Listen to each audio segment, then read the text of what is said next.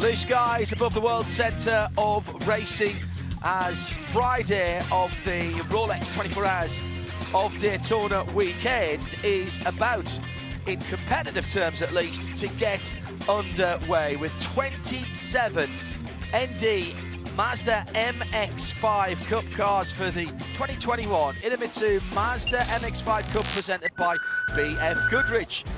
Just a little way in from the famous Daytona beach, a little way inland, where all of the thirst for speed started in this area, is Daytona International Speedway. 3.5 miles with a tricky infield section and the high speed of the high banks, which gave us some fantastic racing yesterday. Hello everybody, I'm John Hindhaugh. Shea Adam will be joining me here in the booth as the cars roll out of the pit lane. Let's have a look at what happened yesterday. Take a deep breath from the start. And Paul Mann in the red 05 didn't get the best of the start, and Preston Pargin in the at number 42 drafted up over the top and took the lead. It was a lead that he held on to, a slender lead for pretty much all of the race. Derek Ware with a left front puncture early on in the Lemons of Love car. Then a very big moment for Lonnie Unser.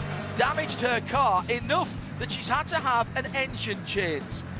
That brought out the safety car, and on the restart it was the 08 of Michael Carter who had the big slide. Then coming to the line, 4 wide across the track, the man who led coming into the tri-oval ended up 8th, and now Paul Sitton, Gresham Wagner took the first round of the championship, but you could have thrown a blanket over the top 6. Magnificent stuff from all of the drivers yesterday. Let's quickly run through the field as it stands, with Lonnie Unser starting from the back after the remedial work on Hickson Motorsports number 27. It's Moise Uretsky and Savannah Little who are on the 13th row of the grid, 55 and 63. 13 Jensen Altman and Derek Ware 98 are the next 2 cars and drivers up the field. On the 11th row of the grid, Hannah Grisham in the number 72 from Hickson and Peter Atwater in the 26 from Cortland. Then on the 10th row of the grid, Brian Hickson and Hernan Palermo in respectively the 47 and the 20 Mazdas.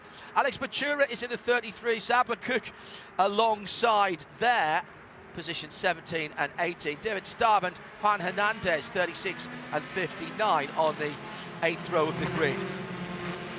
Aaron Johnson and Joey Atanasio are on row number 7.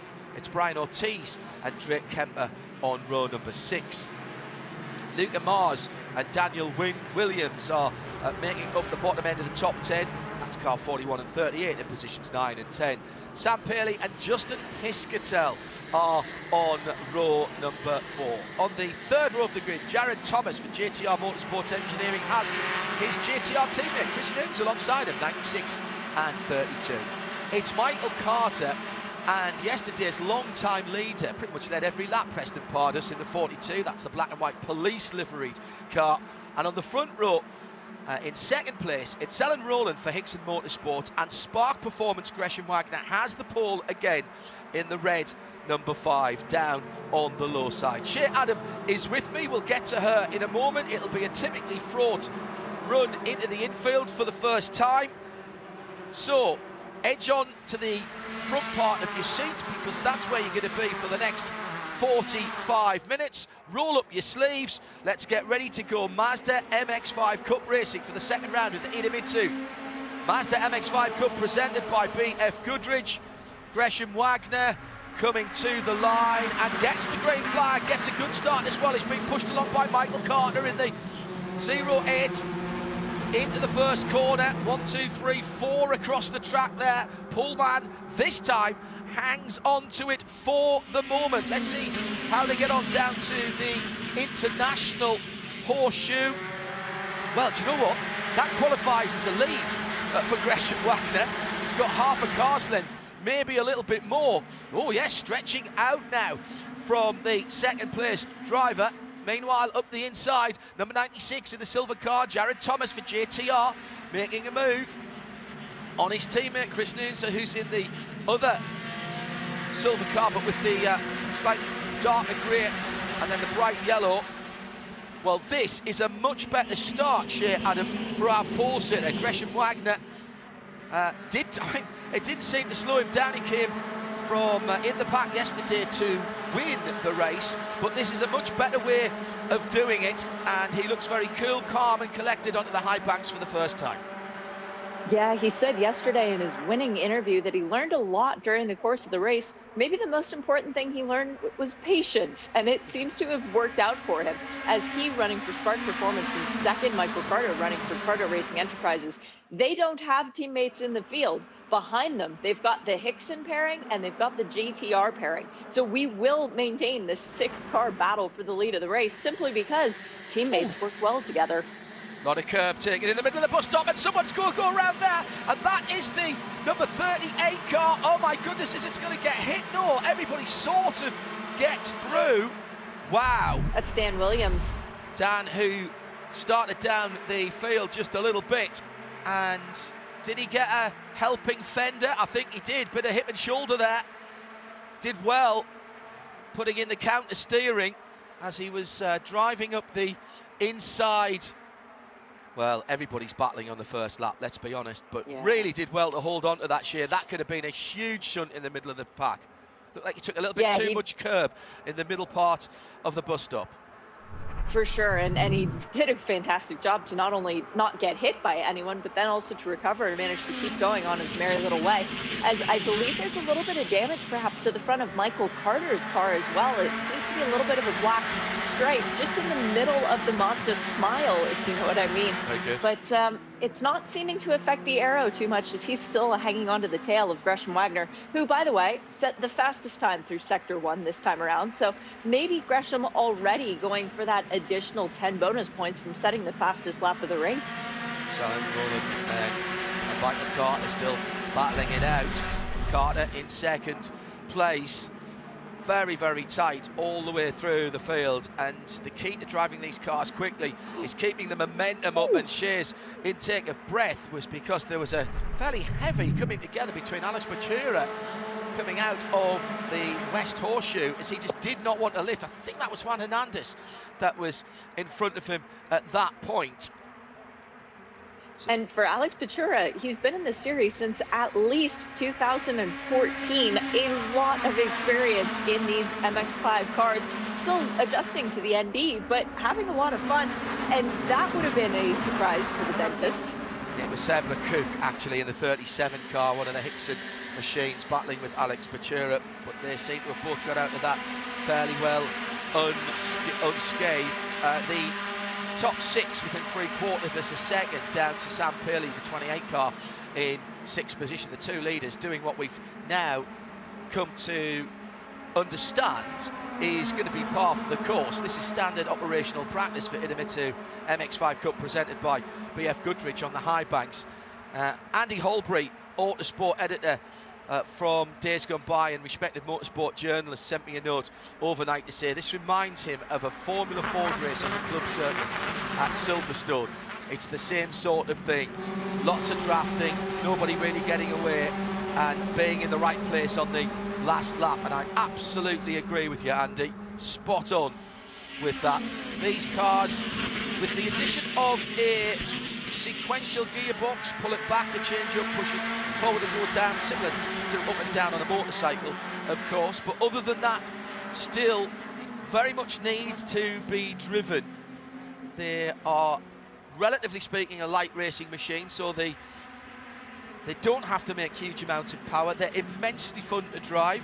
I have been behind the wheel of one of these cars at Road Atlanta and absolutely had a ball.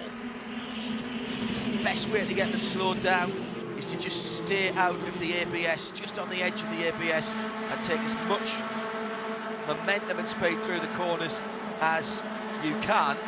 And at the moment, it seems like that top 8 or 9 are coming back together again. The number 42 in 4th position, that is the man who led for most of the race yesterday, and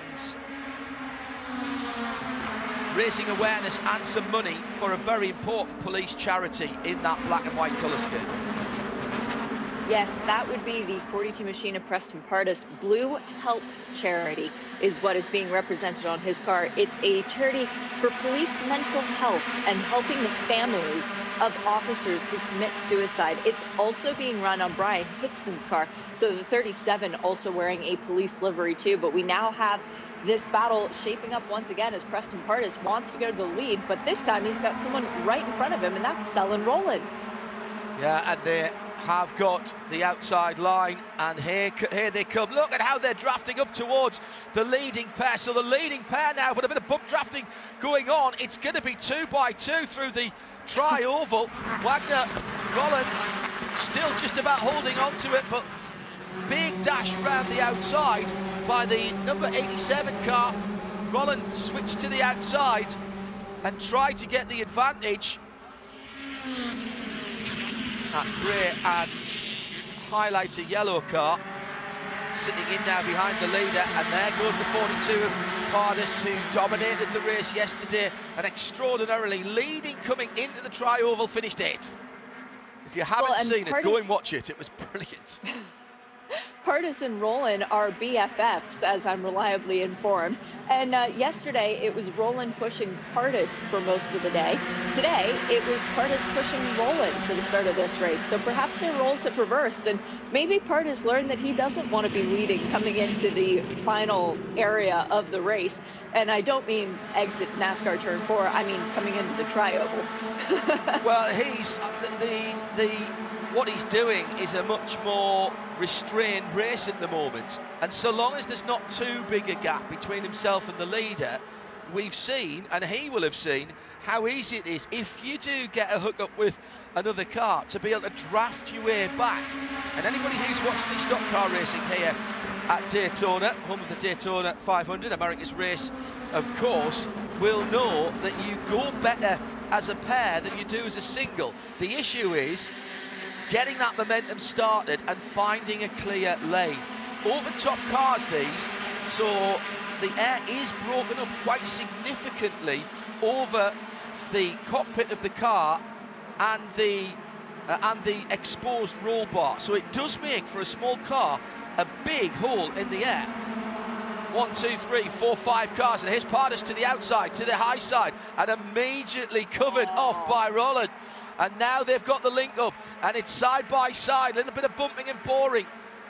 There was a message issued by race control about excessive or prolonged contact on the high banks.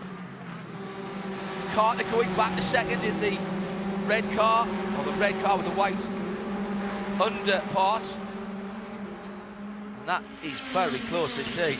You just see, Shea, though, how well these guys have now adapted to that 45 minutes yesterday. We've had just on 9 minutes, and we've got this 6-7 car train just pulling ahead at the front of the field, down to Sam Paley for McCumbee Macaleer Racing, who at the moment is just seemingly playing a bit of a waiting game.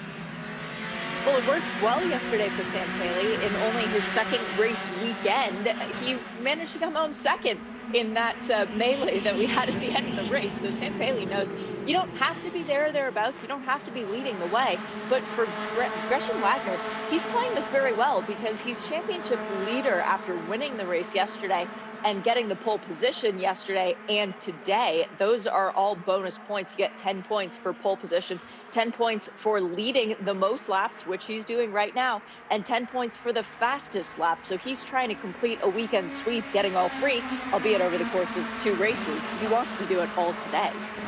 The win, of course, will give the biggest chunk of points. You might see the tail lights just flashing from some of the cars in the line, and that's just the driver just trailing the left foot. They're not taking their foot off the throttle. The right-hand pedal is flat to the firewall, but they're just trailing the left foot a tiny bit, just dragging so that they're not running too hard into the car in front and attracting attention from race control. 1, 2, 3, 4, as quick as we can see them, they're back onto the tri-oval again, and the leader for Spark Performance in the red, white and black car sticks pretty close to the yellow line. Not a huge amount of power, as we said, so basically he's saying, our leader Gresham Wagner is saying to the guys behind, right, if you think you have got the momentum to go round me, then you're going to have to do it the long way and take the high side into turn 1 and do your braking coming down the hill. I think that's smart, and that's something he's clearly worked out from yesterday. Yeah, but the only thing that worries me right now, John, is I don't think Gresham went back and watched the race from yesterday. I don't think he realized that Preston Pardus led every lap and did pretty much what he's doing right now, which is being defensive but fair. And that didn't work out for Preston with the 8th place finish. So it all comes in swings and waves. And right now it's all happy for Gresham Wagner, but he needs to know how to race his car at the end in order to take it to the checkered flag, not just hope that somebody pushes him along. Just on the end of that leading 7, by the way, the light blue car is Justin Piscatel for Macumbi Macaleer Racing, so he's in there. And Shea Adam, we have got a penalty from contact. Yep, a warning, albeit, but for our former series champion, Brian Ortiz, in car number 4 for Copeland Motorsports, the Puerto Rican driver has been told, hey, stop with the continuous contact on the banking. That's dangerous. Well, now he's not doing it anymore, but right up his tailpipes. This is car number 41, Luca Mars, and that's pushing him right into the cars in front of him too. Uh-oh. That's the next batch of cars, Shea, going through the bus stop now behind that leading 7. So that's 8th, 9th, 10th, 11th is the Copeland car for Brian Ortiz, who's just had the warning, and then Luca Mars on the back of that, again a Copeland Motorsport.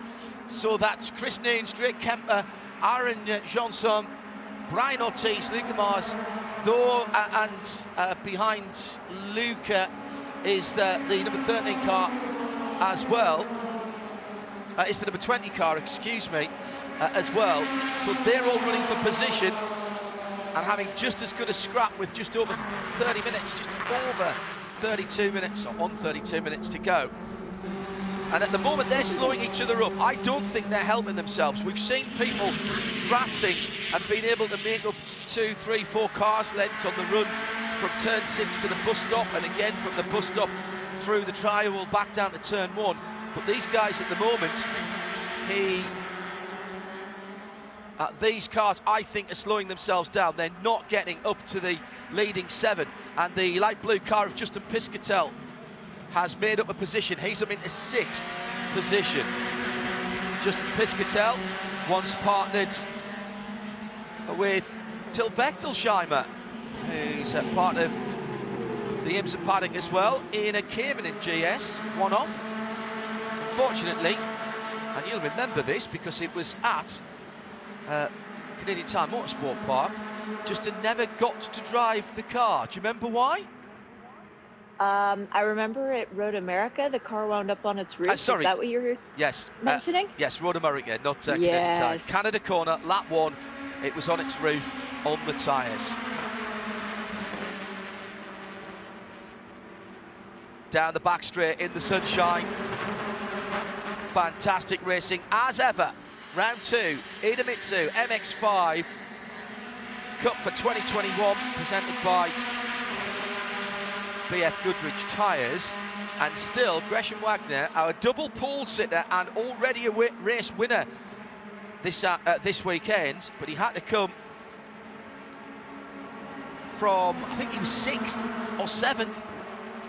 So we know that Piscatel perhaps and Sam Paley in 7th, maybe, still in with a chance here. And that's assuming that we don't get any more changes. Piscatel in 6th position. But really, he's probably only 4.5, 5 car lengths from the leader. In through turn 1 again. Oh, a little bit wide there from Wagner in the Spark Performance number 5. The car with the red nose, the white centre section, and then the dark grey hind quarters.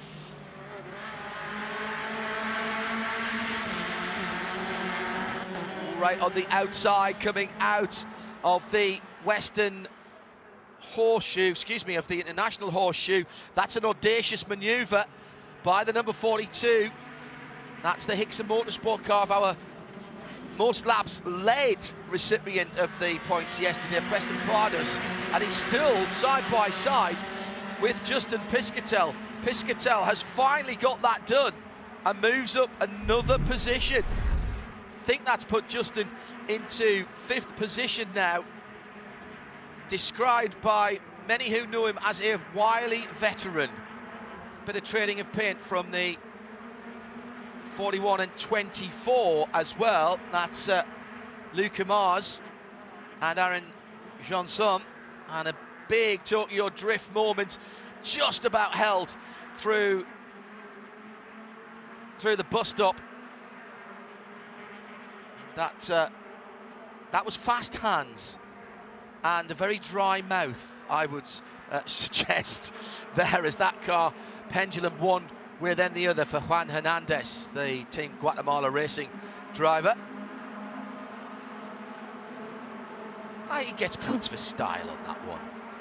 Yeah. Shea Adam, And he's more continuous contact warnings. This time it's for Aaron Johnson, who was part of that duo that we were talking about a few moments ago with Drake Kemper, his teammate, and then, of course, the two McCumbee-McAleer cars a little bit further back trying to work, well, not in conjunction with one another, but apparently it was, because Johnson has been warned for continuous contact on the banking, which is what race control is adamant about today. And more contact there, this time Drake Kemper in the 99, and I think that was hard enough to have done some damage to the radiator shroud on his MX-5. That was fairly stout contact again with Aaron Johnson, and that's the battle for 8th, 9th and 10th. Right in behind them, Brian Ortiz, then Chris Noons in the white with the white stripe down the middle of his car. It seems purples and dark reds are the go-to colour for liveries this year in a number of different championships, Shea. Very, very much so. Although Drake Kemper's car, bright pink. We quite often races with cars in very flashy colors. And Drake, who is actually a child actor, which I will never, ever let him live down or forget. He was on Nickelodeon, as a matter of fact. But he is a former Mazda champion back in 2014. He's been in this championship for many years, frequently finishing within the top 5. He's somebody who knows how to race these cars, and he is trying everything to get back up to the lead pack. Do I detect just a little bit of a breakaway from the top 3 there, with the number 87 in 3rd place, the dark grey and highlighter yellow car, who was right up there earlier on? Well, it looks to me as though Selin Roland is just dropping back. Got a couple of locals here, including our long-time leader from yesterday. So onto the tri-oval again. John, we've got a pit caller. Oh. That's not something that should be happening in these sprint races, but Juan Hernandez has come down the pit lane in his Team Guatemala machine. He got a penalty for a jump start, had to serve a drive-through, and then had that Tokyo Drift style moment going through the bus stop a few minutes ago. He has pulled into his pit box. I'll let you know if he leaves once again. May have done a bit of damage, particularly to the BF Goodrich tyres there. Really impressive longevity from the BF Goodriches yesterday in our opening race of the weekend at the Rolex 24 at Daytona meeting. Drivers putting in some of their fastest lap right at the end, and once again side-by-side action. An interesting number of different lines coming out the International Horseshoe there, Shea, as the bright yellow number 20 goes through of Herman Palermo. This is not a one-size-fits-all kind of a racing series, as Hernan makes a dive down the inside. Great move. He actually was given the Hard Charger Award yesterday for passing the most number of cars, but then he subsequently lost that and his fourth place finish as a result of post-race tech. There was a mild infraction as far as weight is concerned, and so he lost that. So Hernan is looking to try and regain all of that dignity that he got yesterday. Sabra Cook going back one position there, and I was just wondering if he was going to be able to hold, if Palermo was going to be able to hold on. He went a little bit deep into turn 6, but turned that into a decent exit onto the high banks. We're halfway through the second Daytona International Speedway race for the 2021 IMSA Mazda MX-5 Cup. What brilliant action we've seen so far in what is effectively 3/4 of the racing laps for these cars this weekend. Shea Adam is with me, John Hindhoff, and we've been deliberately trying to pace ourselves as well, because from what we saw yesterday, the last certainly the last lap, possibly the last couple of laps, could be absolute barnstormers. More warnings coming in, and I get the feeling race control are going to lose patience shortly, Shea, and these are drivers who are battling for major positions. Race control sees everything, and I know that because I know the view from their booth very, very well. They have eyes on the track at all times. It is now Joey Attanasio who has garnered their displeasure, and of course Drake Kemper, but that was fairly obvious. Drake, the cameras were on you. You should have backed off a little bit, not maintained that constant contact. But race control continuing with the penalties, the warnings for now, I should say. Up next will be penalties, and the penalties are 1 second added to your time post-race for the first infraction, 5 seconds for the second, and then drive-throughs there on out. Even a second here could, I mean, yesterday a second was the difference between first and sixth, so that could be significant. Juan Hernandez, the Team Guatemala Racing 59 white MX-5, has now been retired. So whatever was ailing that car, or Juan has just decided that he's not going to get back into being able to have a bit of a battle. And we've got the top 4 back together again as the number 87 of Selin Roland for Hickson is back onto that lead group.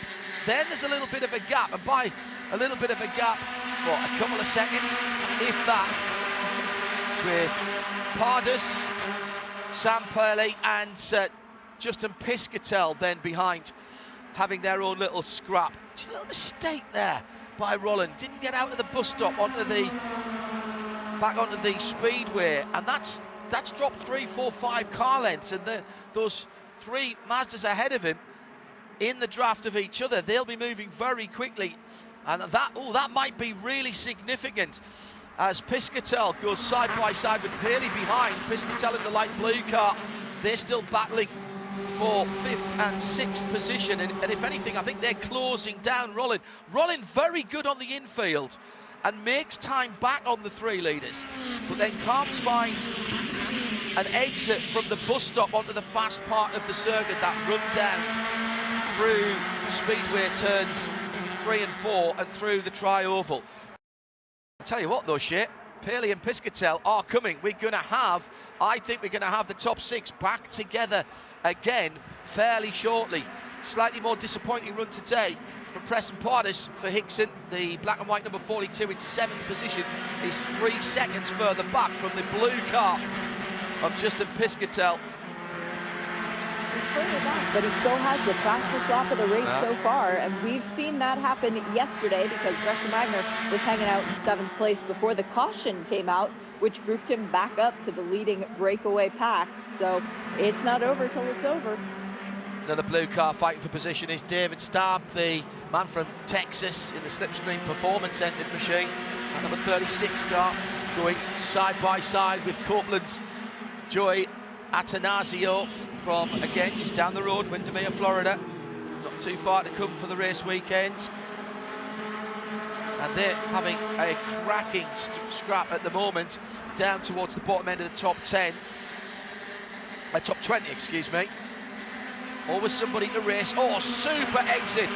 So that run from the 2nd place car of Michael Carter, the red car with the white sides, almost got him alongside the leader, but he's dropped back in dutifully onto the rear bumper of the leader.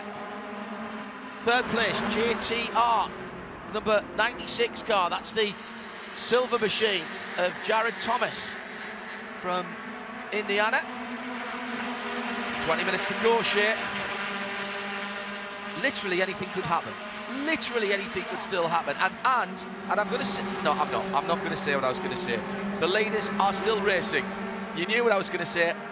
Rollin's dropped back a little bit now, and he is in danger because I think Haley and Piscatel in the dark grey black 28 and Piscatel in the light blue car, the 89. Now they're both racing for McCumbee McAleer Racing.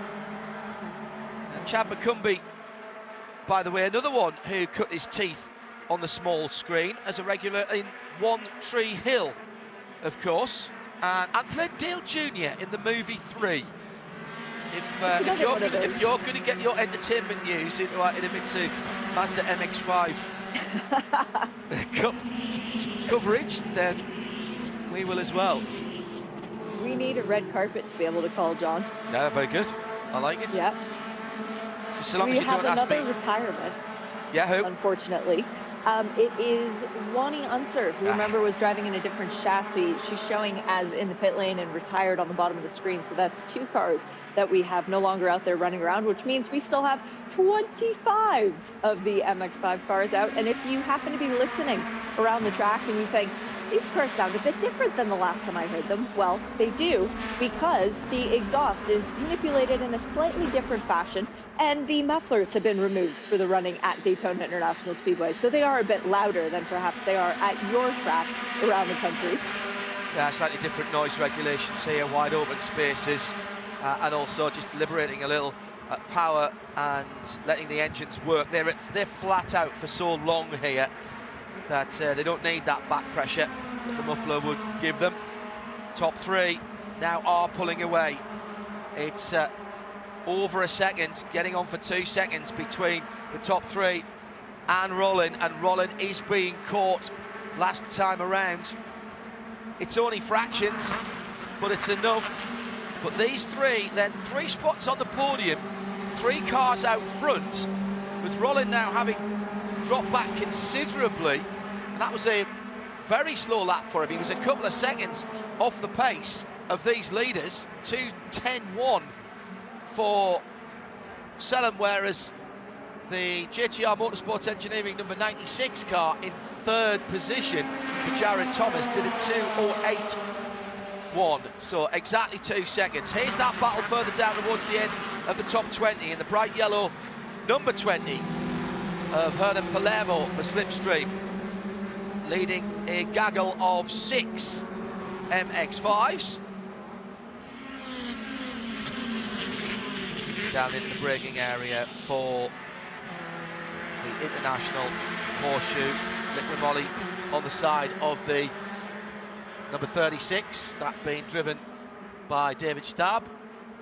The Slipstream performance. Slipstream, Copeland, Hickson, all multiple entries for those almost super teams in the championship for this year. A championship, by the way, that has a phenomenal calendar. I was about to say, once we get a moment, shake and run down it, we'll never have a moment where there's no action going on. But suffice to say, Shea, without mentioning the dates, the tracks, the venues and the events that the Idemitsu Mazda MX-5 Cup for 2021 presented by BF Goodrich, well, they are going to some absolute quality and classic raceways. Streets of St. Petersburg, Mid-Ohio Sports Car Course, Canadian Tire Motorsport Park, Road America for the Alana Long 100, WeatherTech Raceway Laguna Seca, and Michelin Raceway Road Atlanta. Yes, please. Yeah. Do you know, I never used my race license at all in 2020, but watching this race yesterday, I cannot believe I was the only one that thought, I need to be back in a race car. In fact, I need to be back in an MX-5. Wagner, Carter, Thomas, Piscatel up to 4th now. Shit. I got to the point yesterday watching this race where I wanted to drive down the street to where I know there's an MX-5 Cup car sitting in a garage and just take it up and down the driveway. It's such invigorating, and it really makes you get that thirst for not only driving a race car, but for the racing, because that's what this series is, non-stop action where you can't stop looking out your windshield or your mirror. Very impressed with the respect that was shown yesterday as well. Was there a little bit of contact? There will have been some panels that weren't exactly as the cars came out of Bliss Racing Developments once they were transformed from their road car, street car base. But there was nothing, there was no monkey business going on, there was nothing nasty. It was good, clean, close racing, where a little bit of rubbing is still racing, but lots of respect, nobody keeping the foot in and trying to turn people around. I was very impressed indeed yesterday. So having worked way to the front of the group, that bright blue car of David Staab, the slipstream just beginning to break away. Third back in that, the black and red 43 is Jolie Atanasio for Copeland, and he's looking a man most likely at the moment. There's the number 20, which is the bright yellow car. That's Herman Palermo trying to make up. Quite frankly, he could make up 2 or 3 positions when someone else tries an overtake. Oh, the leader of that little group just getting hung up on the high side there. Now there'll be some bump drafting to his left down towards the yellow line, and through comes the number 13 of Jensen Altsman from Phoenix. Another one of the McCumbee-McAleer racing cars with the white hood, the white bonnet. Has to get his braking point right here, and drafting through right in behind him was the man I mentioned, Joey Atanasio. At the front, by the way, the leading 3 are still separated by a 10th and a half. Get your phone out right now, put the stopwatch on, and try to stop it at 0.085 of a second. That's the gap between first and second at the moment. It's small. What sort of an effect that damage on the front of Michael Carter's car is going to have on him, particularly as you know it's going to happen. The 3 of them fan out to come to the start-finish line, because there is a chunk missing from the paint, at least on the hood. It doesn't look like it's too bad era-wise, but we're at Daytona, where stock car teams spend millions of dollars to try and find a fraction of a millimeter. That's got to be having some kind of effect on the 08 and our reigning champion. Justin Piscatell, by the way, and Sam Paley have dragged by the number 87, the Hickson Motorsports car. I thought Roland had a problem. He's had a couple of laps that weren't really up to snuff, and now goes from 4th to 6th. And Piscatell and Paley working together in the 2 McCumbee-McAleer racing cars, the blue 89 and the darker coloured number 28, but they are 4.5 seconds back from the leading trio as we move towards the last 10 minutes of what started as a 45-minute contest. The 2 McCumbee-McAleer cars, well, Roland's still on the back of it. In fairness, they haven't dropped him, but I suggested to you a couple of laps or 3 laps ago that Roland was not having the best middle part of the race, but now with Piscatell in the blue car and Sam Paley right ahead of him, he's got some drafting partners. Now these 3 need to work together right now. It's 2 teammates and an outlier. But if they work together, they may be able to get back to the leaders, particularly if the leaders start to get a bit fresh with each other as we're getting towards the money laps. Yeah, and for sure that Piscatell and Roland realize that they have to work together. It's Sam Paley who's the question mark in that equation, new to driving cars with bumpers on them. So this will be very much a learning experience. And it's a good thing he's got his teammate Justin Piscatell to show him the way. But now he's going to have to watch his rearview mirror too, so that's going to complicate things for the youngster. There goes one of the police charity cars round the outside. No sirens and lights for this one, of course, which is a bit of a shame. They really need. There are wheel and engineering in this paddock. I bet you they could get him some. They could get him some lights on that car for Preston Barders.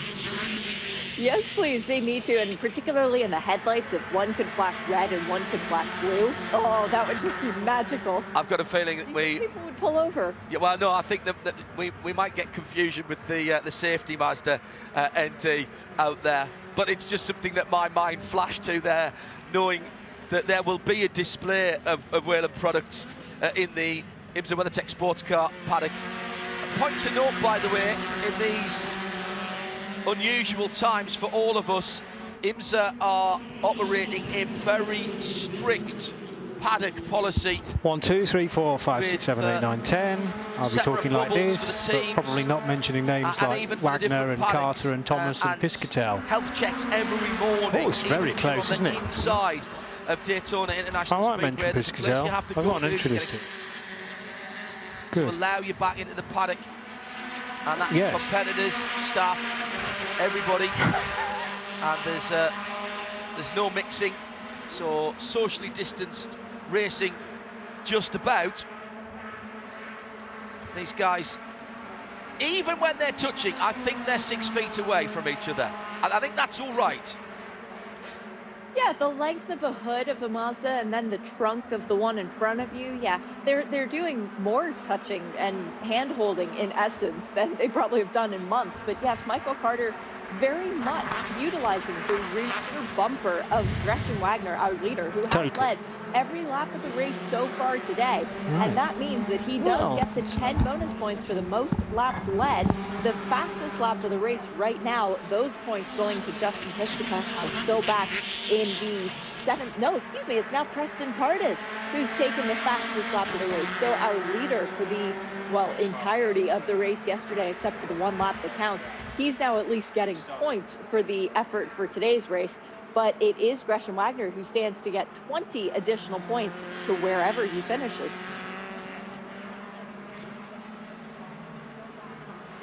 So under 8 minutes to go.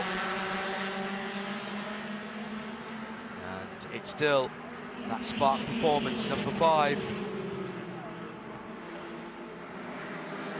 Starting to drift a little bit through turn 6 onto the high banks. Again, the gap between these first 3 and the chasing pack, which is headed again by Seth Rowland, who's drifted past Paley and Piscatel. It was Piscatel, Paley, Rowland in 4th, 5th and 6th. Now it's Rowland, Paley, Piscatel.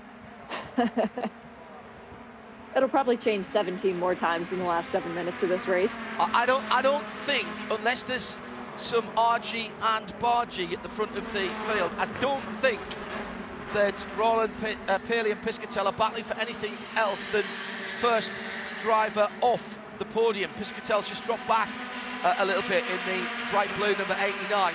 It's going to be between these 3, but as you say, Shea, which way round it is. And I wonder if the Spark Performance pole sitting driver and winner from yesterday, Gresham Wagner, has learned he was not leading coming to the flag. He was not leading coming off turn 4. He did lead across the line. Surely Jared Thomas in 3rd and Michael Carter in 2nd in the 08, just with that little bit of damage on the front end of the car. Surely they must be thinking, how are we going to find that draft? Well, and it's 7 seconds back to that second pair. We've seen some spectacular finishes at Daytona International Speedway before, particularly when it involves coming home for the win, coming out of NASCAR Turn 4. Just because they fanned out doesn't necessarily mean that they're going to make it to the line. So this gap, the gap back of 7 seconds, a lot could happen in 7 seconds in terms of trying to get your car restarted if something goes wrong, if you know what I mean. So the second group, they're not necessarily fighting amongst themselves. They're still thinking that there is some chaos reigning supreme in the lead pack. It just hasn't struck yet. 5.5 minutes. That's a couple of laps. Oh, big off. This is going to be it. The race could be called here. That's coming out of turn 1. Unfortunately, it's not been lucky for Jensen Altman in the 13 Macumbi Makalia racing car. He was running just outside the top 10. I suspect these guys will be allowed to race before the yellow flag comes out. So this could effectively be the race. There's the yellow. The yellow's come out, and just before the yellow came out, Michael Carter took the lead. Moments before the yellow came out. Now that is going to cause some interest, because I don't think with 4 minutes and 50 seconds to go, Shea Adam, that we can get that car of Jensen Altman from Phoenix. I don't think that car is going to be cleared quickly enough to get back to green flag racing. The guys here on recovery are brilliant. 13 in the wall. Already we've got the track services and safety crew there. Oh, just lost it coming out of one. Too much. Yeah, over the curves on the outside of turn 1, and it speared him clear across the track into the pit wall. So Jensen Altman with a hit on the front and the back of the car, most of the damage on the right-hand side. But I think you're right, John. That will not be able to be moved within a 4-minute window. The move. But the question that took the leader of Gresham Wagner from first down to third. When did the yellow come out? Now race control will be looking at this and trying to make sure they know. By the way, Sabra Cook was involved or close to Altman when he went around, but I haven't been able to say definitively whether there was any contact. I have a suspicion it was just the rear tyres breaking away. Not much room to make a mistake at turn 2. 3:18 to go. There's, John, there's another complicating factor here for this race in Daytona. Everyone needs to have a spotter. So what could have happened there was Wagner's spotter could have said, hey, there's been a crash, they're gonna go full course yellow, meaning that he would back off. Race control is saying that Wagner is our leader. So that pass, in effect, happened after the yellow came out. Well, I was watching for the lights and the flags. There may be some conversation about this. Now, interestingly, I've got conflicting information on the 2 timing screens and on the timing tower. The good news, by the way, is that Jensen Altman is out of the number 13 car under his own steam, I believe. Yeah, and he's taking his helmet and his balaclava off. I've just gotten some additional information. Thank you to Michael Murphy, by the way, who's listening in to us. The timing loop is right before the entry to the bus stop. There are 3 timing loops around the track, thus giving us 3 sectors as far as timing is concerned. That one would reflect that Michael Carter was the leader, because he was at that point in time that the cars crossed that line as far as the leading trio is concerned. But when the yellow came out, Gresham Wagner was the leader according to race control. Yep. It will be white flag this time by as well. So under yellow flag safety car conditions, we are robbed, unfortunately, of what we were hoping, which was another dash to the line. No overtaking under the yellow, of course, which means that, rather bizarrely, the car that's third in line is going to be the winner of this race.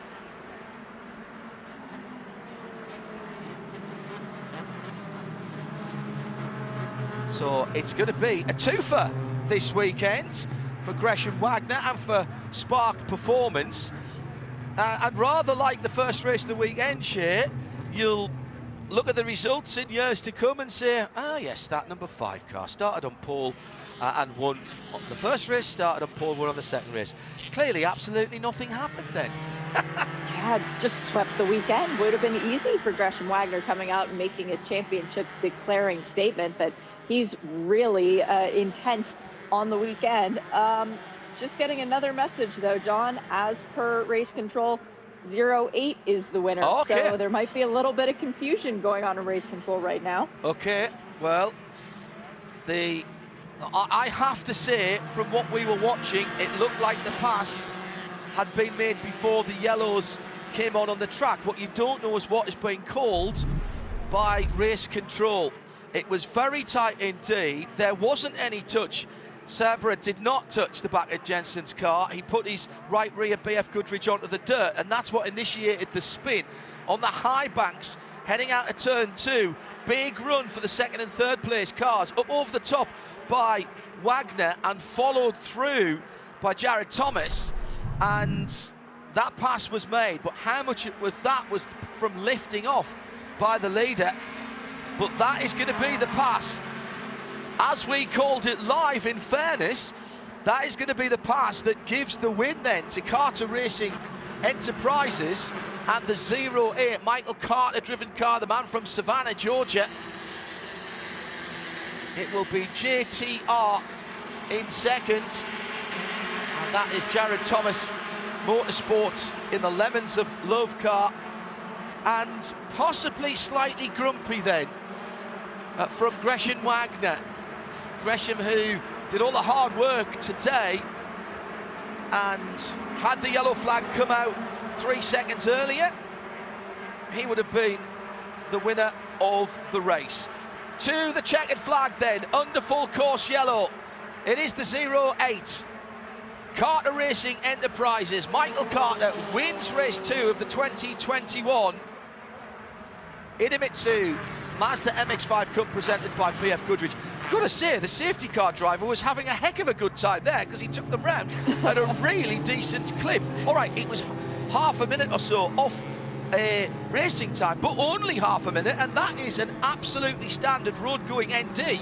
That is the safety MX-5. That shows you how good a base car we start with. Magnificent stuff then. Fastest lap of the race, by the way, going to yesterday's long-term leader, and in fact lap leader yesterday, Preston Pardus, the man from New Smyrna Beach, who doesn't have far to go home then from Daytona International Speedway. Unofficial results then. Carter Racing Enterprises, Michael Carter from Jared Thomas, Gresham Wagner, they'll be on the podium. Good comeback in third place for the number 87, shuffled down to 6th at one point in the race for Selin Rowland and Hickson Motorsport. Then the McCumbee-McAleer Racing pair, Sam Paley getting the best of his teammate Justin Piscatel. That's your top 6. Preston Pardus taking the fastest lap. Then it was Drake Kemper, Luca Mars and Chris Noons made up your top 10, finishing behind the safety car. Beautiful sunshine, great racing, and the first weekend of a brilliant season for the Idemitsu MX-5 Cup presented by BF Goodrich. And if that's whetted your appetite, don't forget we have all of the coverage from the season, every single race live, whether in the US or further afield. And I think we might be having a decent audience for these coming down through the next few months. Just under 30 cars started this weekend, and I have heard from speaking to the organisers and the guys in the paddock and some of the teams that there may be extra cars coming in.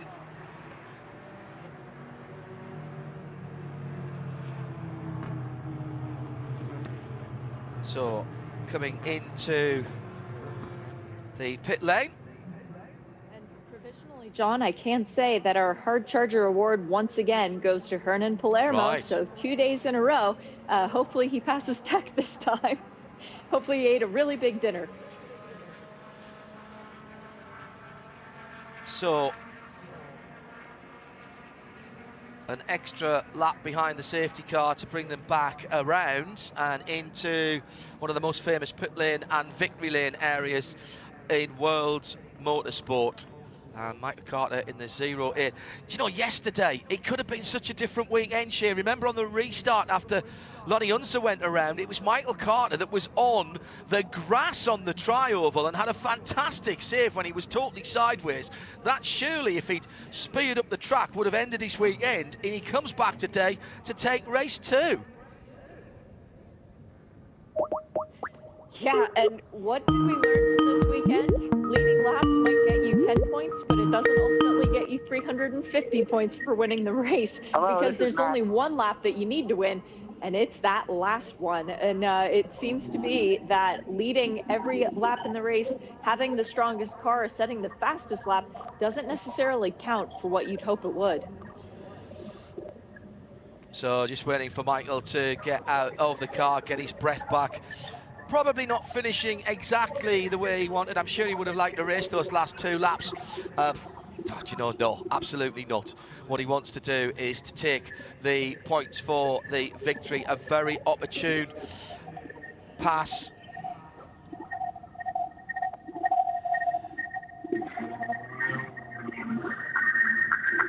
Salutes to the grandstand. And as soon as he gets off the side rail of the car and takes off his protective gear, we'll have a quick word with him. We've got a winner's hat for him, a protective mask as well, of course. And as he's down there now, taking off the hands device, composing himself. Great run for Michael and a great start to the season. What a great couple of races. Carter Racing Enterprises take a victory then in the first weekend here at Daytona. And Michael is on the line. Michael, it's Hindhoff here in the broadcast booth. Congratulations, mate. That was a tight one with you 3. Did you know the yellow was coming out? Did you know it was then or never to get the win? My spotter came over the radio as we were coming up on the banking, said there was going to be a full course yellow, so I just decided to go. And sure enough, it came out right before the bus stop. It was everything that seemed to go right this race compared to the last one. Yeah, that was awesome. I couldn't believe it. It was definitely a gamble to make the move then, but it all worked out in the end. What did you learn from yesterday, Michael? You were on the grass on the restart. I said in commentary it could have been such a different weekend for you had you not had super quick reactions. What did you learn from yesterday's 45-minute encounter? Well, today's race shaped out a little different. You know, yesterday I was the 4th car in line, you know, the last car in the lead pack, and today I just thought that I would push Gresham and be that deciding car second in line, and you know, sure enough, about 30 minutes in, you know, it was a 3-car race. It was, myself, Gresham, and Jared. And, you know, we all played nice. I let Gresham run his race and picked him up on the banking, and it was all she wrote. It was a lot better than yesterday. I thought when I was in the grass yesterday sliding, I thought we were done. I thought I was going to shoot back up in the traffic and it'd be done. But to come back and win today, man, I just have to thank everybody with my team, Carter Racing Enterprises, Mazda, all the things they've done for me the past couple of years, and just everybody at IMSA. You know, it feels special to get a win here at Daytona. Michael, look straight across the track and up to the top of the grandstand there. It's Buffy on the camera. That's where we're watching you. Let's have a wave to the camera, please, whilst you're down there. What a great start to your season. You've had a late model start in the past. What does it mean to take a race victory and to be standing in that victory lane at Daytona International Speedway? It's pretty special, you know, to get a win here at Daytona. I think everybody dreams of winning here at Daytona, and to do it on Rolex 24 weekend. You know, it means so much, and I'll remember this forever. You know, it's really great. Thank you.